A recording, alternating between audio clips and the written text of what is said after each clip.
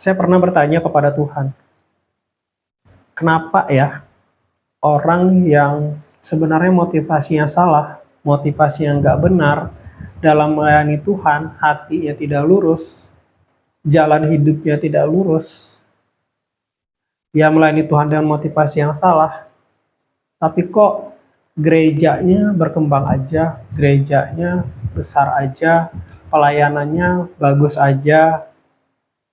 Saya di sini tidak berbicara gereja sebagai tubuh Kristus, tapi saya di sini berbicara tentang gereja sebagai organisasi yang dibuat oleh manusia gitu ya.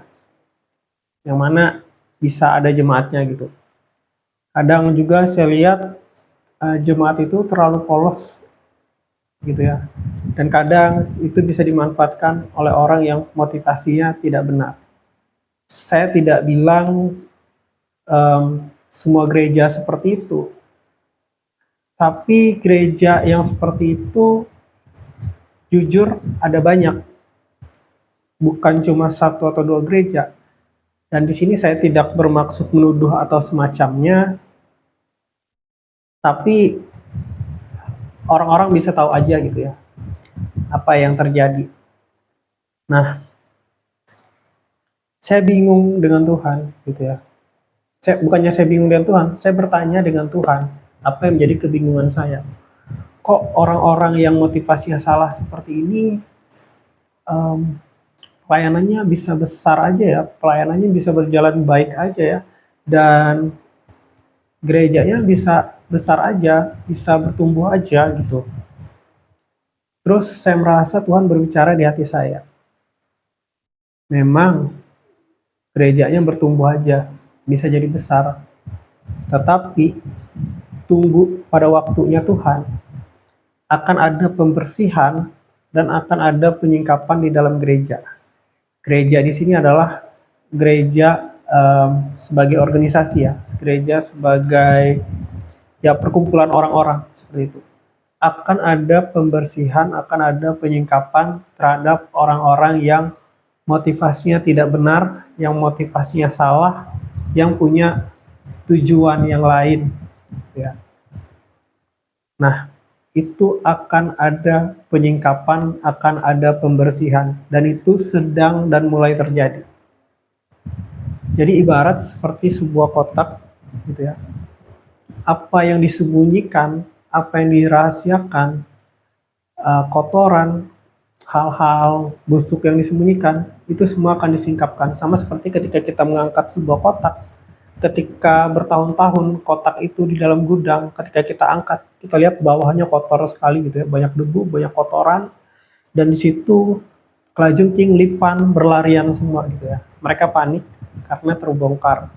Dan seperti itulah yang nanti akan terjadi kepada orang-orang yang melayani Tuhan dengan motivasi yang salah. Dan ya, itu mengingatkan saya pada nubuatan seorang hamba Tuhan atau mungkin beberapa hamba Tuhan yang menubuatkan hal yang serupa. Akan ada penyingkapan dan pembersihan di dalam gereja. Dan itu sudah mulai terjadi. Seperti di sebuah kota di Indonesia yang mana dana hibah itu dikorupsi. Dana hibah untuk gereja dikorupsi. Itu beberapa minggu atau beberapa bulan setelah hamba Tuhan itu bernubuat.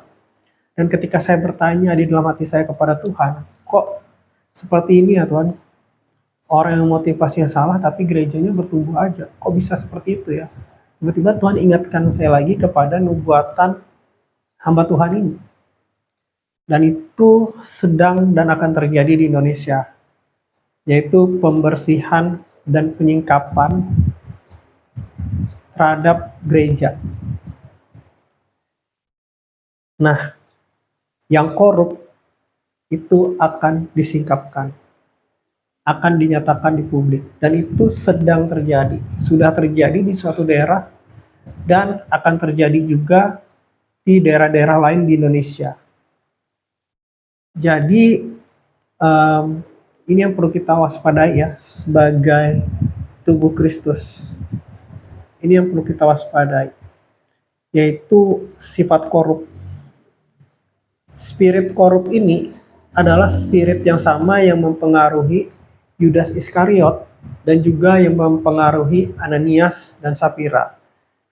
Jadi spirit ini sudah ada sejak zaman Tuhan Yesus, sejak zaman para rasul, spirit ini sudah ada, yaitu spirit korup. Dan inilah yang akan dibersihkan Tuhan di gereja-gereja Tuhan di Indonesia dari nubuatan seorang hamba Tuhan ya. Dan saya percaya itu. Dan ketika saya lagi bertanya-tanya dengan Tuhan, tiba-tiba Tuhan ingatkan saya akan itu. Jadi akan ada pembersihan dan penyingkapan di dalam gereja. Kita akan menyaksikan nanti mungkin berita-berita yang berhubungan dengan itu. Mungkin kita sebagai orang Kristen akan malu ya, kalau misalnya ada tokoh-tokoh agama Kristen gitu ya, tiba-tiba terungkap skandalnya atau gimana seperti itu. Tapi itu memang harus terjadi. Ya. Dan apa yang disembunyikan pasti akan disingkapkan. Nah, apa yang dilakukan orang di tempat yang tersembunyi akan disingkapkan di publik. Nah, jadi musuh Tuhan itu sebenarnya adalah mamon atau uang. Tuhan membandingkan dirinya itu dengan mamon atau uang. Nah, jadi berhati-hatilah jangan sampai menjadi orang yang cinta uang. Kita perlu uang, setiap kita membutuhkan uang, tapi jangan sampai kita cinta akan uang. Tuhan Yesus memberkati.